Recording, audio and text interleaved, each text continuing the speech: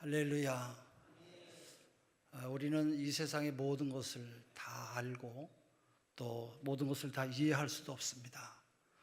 또 공부를 많이 하고 아무리 많은 것을 경험했다고 할지라도 우리는 이 세상을 다 이해할 수가 없습니다.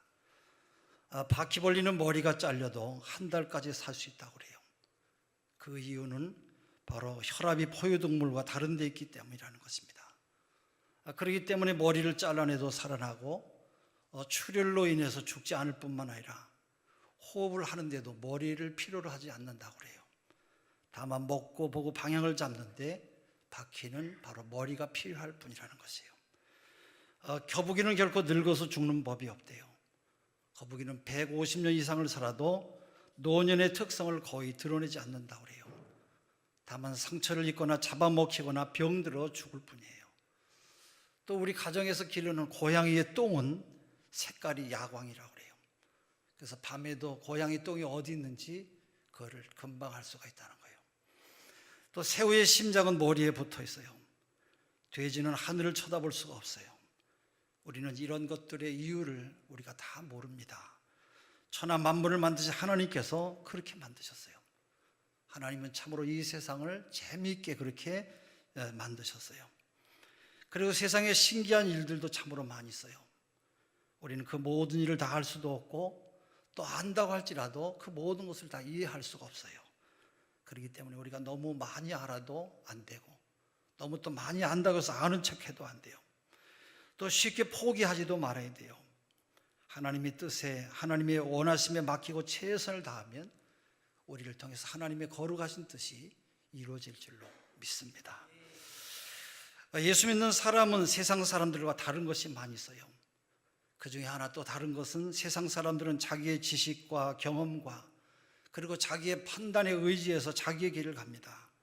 그리고 자기 인생을 살아갑니다마는 그러나 예수 믿는 사람들은 자기 자신의 지식과 경험과 그리고 자기 판단을 접어두고 하나님의 뜻을 따라 살아가는 사람들이 예수 믿는 사람들이에요. 여러분은 하나님의 뜻과 하나님의 말씀을 따라 살아가는 하나님의 사람들이기 때문에 하나님께서 좋은 길을 날마다 여러분의 생애 속에 인도해 주실 줄로 믿습니다. 하나님은 범사에 합력하여 선을 이루시는 분이 우리 하나님이시기 때문에 우리는 이 세상의 염려와 근심과 이 세상의 고통 때문에 우리가 머리를 쓰고 근심할 필요가 없어요. 그저 하나님 말씀에 순종하며 살면 되는 것이에요. 그렇다면 비록 힘들어도 하나님의 말씀에 순종하며 살아가는 그런 감사의 삶이 되어야 합니다.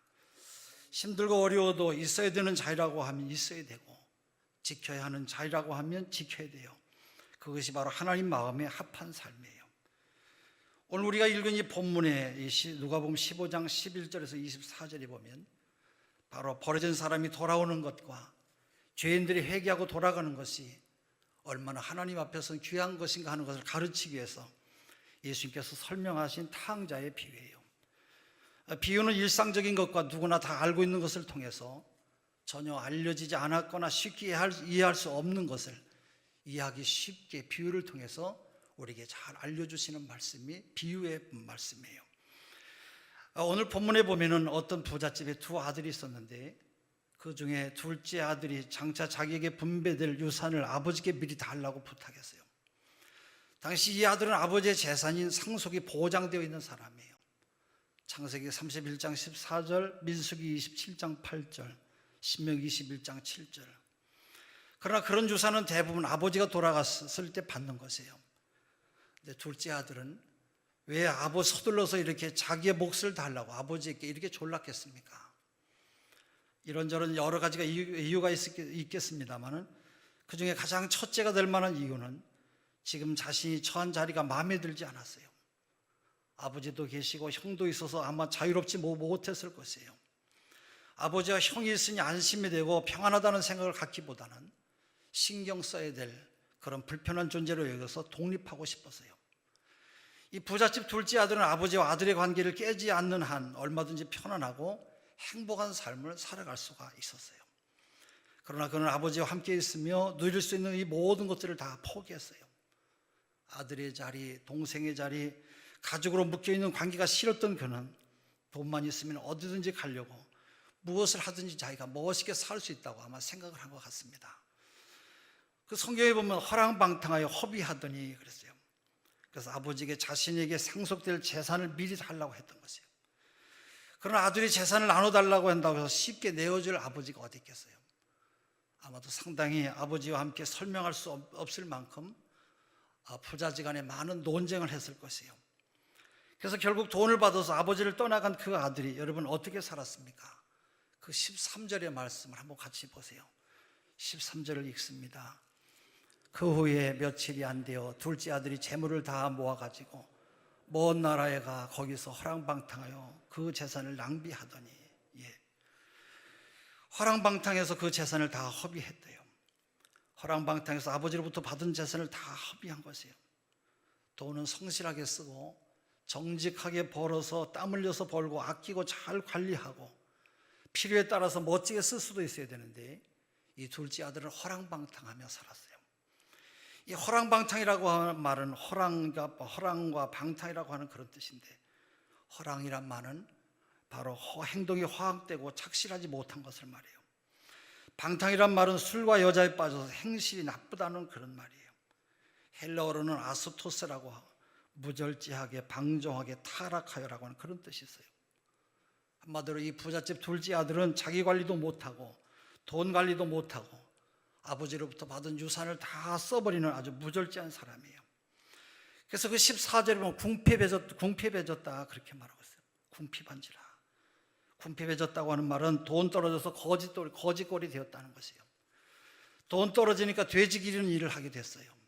그래서 15절에도 말씀하지요. 돼지들이 먹는 쥐염 열매조차도 먹을 수가 없어서 그 16절 7절에 아주 죽게 되었어요. 그래서 나는 여기서 줄여 죽는구나 그렇게 탄식을 해요. 여러분, 부잣집 둘째 아들이 왜 이렇게 되었습니까? 얽매이는 것이 싫어서, 아들의 자리나 동생의 자리가 싫어서 아무것도 얽매이지 않고 아무것도 신경 쓰지 않고 혼자서 마음 편히 살고 싶어서 떠났다가 그렇게 되었어요. 여러분, 사람은 있어야 될 자리에 있어야 돼요. 보통 사람들은 두 가지의 큰 모순을 가지고 살아가요. 그 하나는 대부분의 사람들이 자신이 속박되어 있다고, 묶여있고 자유가 없다고 그렇게 생각해요. 그래서 공부하고자 다니는 학교도 속박이라고 여겨서 아주 지겨워하고, 돈 벌러 다니는 직장도 속박이라고 여겨서 아주 지겨워해요. 또 혈연관계로 묶여있는 가족도 속박이라고 여겨서 짐스러워하며 잠시라도 벗어날 기회가 있으면 환호성이라도 울리면서 좋아해요. 그런가 하면 사람은 또 항상 어디엔가 소속되어 있기를 원하고 계세요. 묶여 있기를 원했어요. 한 예를 든다면 직장을 그만두고 나오면 며칠은 좋아해요. 그러나 또 묶여 있을 직장을 찾아다녀요. 인간은 자유스러워졌을 때 잠시 편안함을 느낍니다만 동시에 불안감을 느끼는 모순된 존재예요. 그렇기 때문에 완전한 자유라고 하는 것은 결국 고독이라고 하는 대가를 치르게 되어 있어요. 이 부잣집 둘째 아들이 아버지 곁을 떠났어요. 그는 아들의 자리를 떠났어요. 근데 이 사람이 어떻게 되었습니까? 여러분, 자기를 신경 써주고 도와주는 사람이 없는 절망감에 빠지고 말았어요. 여러분은 어떻게 생각하십니까? 지금 함께 있는 식구들과 얽힌 가족과의 관계 속에서 지금 처해 있는 여러분의 자리가 마음에 드십니까? 여러분이 그 자리에 있는 것을 여러분 스스로 만족해 하시냔 말이에요. 또 여러분에게 불려지는 그 지금의 이름이 마음에 드십니까? 여러분, 그 이름대로 그 직분이 만족하시냔 말이에요. 남편이나 아내나 아버지나 어머니나 아들이나 딸이나 형제나 자매나 며느리나 사이나 그 자리와 그 역할에 여러분 마음이 드시냔 말이에요. 사람들이 얽혀있는 관계마다 모두 다 좋게 여기고 모두 감사하며 사는 존재라고 하면 여러분, 사람이 얼마나 좋겠어요. 성경에 부모를 공경하라, 부부간에 싸우지 말고 화목하게 살아라, 자녀를 올바르게 잘 길러라, 형제간에 마음 상한 일 없이 살아라, 이런 내용들은 모두 다 불필요한 가르침이었을 것이에요. 그러나 부모를 공경하며 사는 것이 쉬운 일이 아니라서 부부간에 참고 견디며 화목하게 평생을 살아가는 일이 어려운 일이기 때문에 자녀를 낳아서 올바르게 잘 기르려면 밤낮으로 애쓰고 수고하고 노력해야 돼요. 또 형제들과 좋은 관계를 유지하며 살아가려면 덮어주고 이해하고 손해보는 것이 있어야 가능한 일이기 때문에 모두가 다 힘들어합니다. 여러분, 그런 모든 자리를 지키는 것이 어렵기 때문에 하나님께서 성경 말씀을 우리에게 남겨서 우리에게 잘 자라라고 가르치신 것이에요. 솔직히 살다 보면은 탕자처럼 자기 거 다 챙겨서 떠나고 싶을 때가 여러분 다 있을 것이에요. 부모도, 자식도, 부부도 그 자리를 벗어나고 싶어 할 때가 있을 것이에요. 우리들 주변에는 우리가 더 잘 되는 것보다 잘 안 되는 사단과 같은 그런 사람들이 더 많이 있어요. 여러분이 화목하고 행복하게 사는 것보다는 세상은 여러분이 갈라지고 여러분이 어렵고 망하게 하는 것을 더 바라고 있어요. 부부싸움이라도 하면 헤어져, 뭐로 그런 사람하고 같이 살아, 빨리 헤어지는 것이 훨씬 낫다고 이러면서 안 되기를 바라는 사람들이 더 많이 있어요. 여러분, 그런 사람은 이웃도 아니에요. 여러분, 그런 말에는 귀를 기울이지 말기를 바랍니다. 때로는 부모도 부모 간에도 자식도 자유를 벗어나고 싶어 할 때가 있어요. 그럴 때마다 이것이 하나님이 원하시는 일일까, 하나님께서 기뻐하실까라고 하는 것을 먼저 생각해야 돼요. 하나님은 우리들이 지금의 자리를 잘 지키기를 원하세요. 얽히고 설켜서 살아가고 있는 그 자리에서 빛이 되고 소금이 되고 화평하게 하는 자로서 바로 하나님 자녀답게 살기를 원하고 계세요. 또 신앙의 자리도 잘 지켜야 돼요. 우리는 가족이라는 얽힘의 자리도 지켜야 되지만 신앙생활하는 성도로서의 자리, 예배의 자리, 기도의 자리, 봉사의 자리도 잘 지켜야 돼요.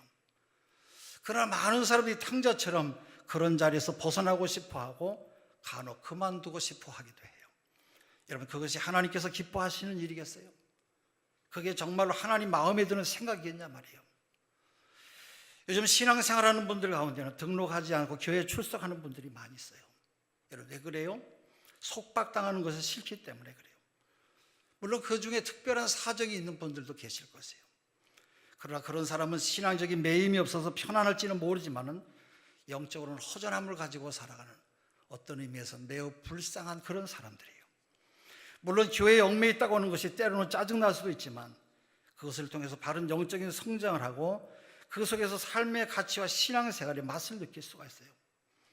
만약 하나님께서 우리가 각자 흩어져서 신앙생활로 편안한 대로 살도록 원하셨다면 하나님은 이 땅에 교회를 세우지 않으셨을 것이에요. 하나님께서는 우리 모두가 모이기를 원하고 계세요. 예수님의 이름으로 모여서 예배드리고 함께 기도하고 함께 하나님의 말씀을 배우고 사랑의 교제를 나누고 섬기는 일에 모두가 힘을 모으기를 원하고 계세요.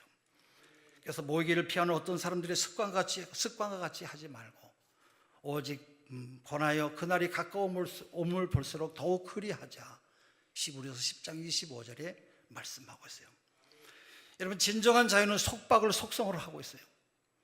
요한복음 8장 31절에 너희가 내 말에 거하면 참 내 제자가 되고 진리를 알지니 진리가 너희를 자유케 하리라, 이런 말씀이 있어요. 진리에 얽매여 있는 것, 진리에 얽매여 예수님께 얽매여 있는 것에서 발견하는 자유가 참된 자유라고 하는 그런 뜻이에요. 어린아이들이 부모님의 품에 얽혀 있고 연결되어 있을 때 참된 행복을 느낄 수 있듯이 신앙생활하는 사람은 하나님께 얽매여 있어야 돼요. 하나님께서 만드신 조직에 얽혀 있어야 올바르게 신앙생활을 할 수가 있는 것이에요. 내가 교회 조직과 연결되어 있는 것을 하나님께 감사하시기를 바랍니다. 주일에 교회에서 안 보이면 왜 안 나오셨냐고 연락하는 목사님이나 전도사나 지역장, 구역장이 있는 것이 내게는 참 행복한 것이에요. 신앙생활을 올바르게 하지 않으면 설교를 통해서, 교육을 통해서, 상담이나 신방 등등으로 권면하는 목회자가 있는 것을 여러분 감사하며 사시기를 바랍니다. 탕자는 집을 나가기로 마음먹은 것이 문제였어요. 부잣집 둘째 아들의 문제는 집을 나가기로 마음먹은 것이에요. 여러분, 그러니 집안일에 여러분 뭔 관심이 있었겠어요? 부모에 대해서도 관심과 애정을 갖기보다는 투덜대고 불평만 늘어놓고 언제든지 벗어날 그런 궁리만 했을 것이에요. 그러니까 집 밖에 이런 정보 저런 정보 수집에만 관심이 있었어요. 돈 빼갈 궁리만 했어요. 신앙적으로도 신앙생활 잘하며 하나님 마음에 합하게 잘하다가 나가야 되겠다 생각하면 그때부터 문제가 생겨요. 그때부터 일에 관심이 없어요. 교회에서 일하던 사람들도 일에서 손을 놓기 시작하면 신앙이 병든 징조예요. 그때부터 이 사람은 늘 입에 불평을 달고 살아가요. 이런저런 이유를 달아서 하나님을 원망하고 교회를 원망하기 시작해요. 예수님을 사랑한다고 하면서 예수 그리스도의 몸인 교회를 외면한다고 하면, 아니 원망한다고 한다면 바로 예수님을 사랑한다고 하는 말은 거짓말이에요. 에베소서 1장 23절, 4장 12절, 15절, 16절, 5장 29절에서 30절. 여러분, 우리가 살아가는 어디에도 어느 교회에도 누구에게도 다 문제는 있어요. 성숙한 크리스찬은 그 문제를 끌어안고 자기의 책임이라고 생각하고 눈물을 흘리며 기도해요. 그 문제에 책임감을 느끼며 괴로워하는 것이죠.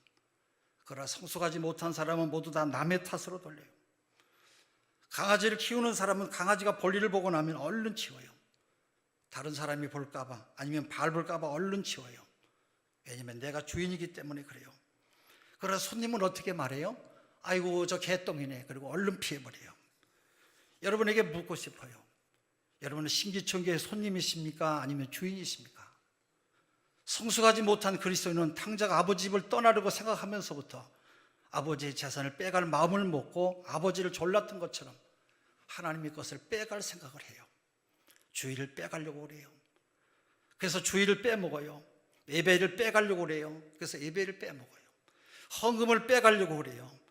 헌금을 빼먹고 하나님께 드리는 것을 줄이기 시작해요. 그리고 11절을 내 마음대로 쓰려고 노력을 해요. 이것이 아버지의 품을 떠났던 탕자와 똑같은 그런 징조예요.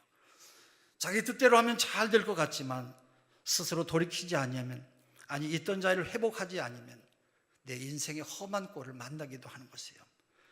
그래서 오늘 본문의 탕자의 이 기도가 아버지여 하늘과 아버지께 죄를 지었습니다. 누가복음 15장 18절에 기도하고 있어요. 또 회개하지 아니하면 산하 내게 무너져라 언덕아 나를 가리오라 하며 탄식하는 날이 오게 되는 것이에요. 하나님은 오늘도 우리들 모두가 돌아오기를 기다리세요. 물론 집 나간 둘째를 기다리는 아버지는 돌아오기만 하면 아들을 반갑게 맞아주세요. 물론 하나님을 떠난 불쌍한 영혼들을 하나님은 기다리고 계세요. 하나님은 오늘도 돌아오기만 하면 반갑게 맞아주시는 우리 주님이신 줄로 믿습니다. 누가복음 15장 1절에서 2절에 나온 대로 예수님께서 당시에 미움받던 세리들과 죄인들을 영접하시고 함께 음식을 먹는다고는 이런 비난에 예수님 잃어버린 단 한 마리의 양이 얼마나 귀한지, 잃었다가 다시 얻은 아들이 얼마나 소중하고 귀한지, 다시 돌아온 아들이 얼마나 소중한지를 가르쳐 주셨어요.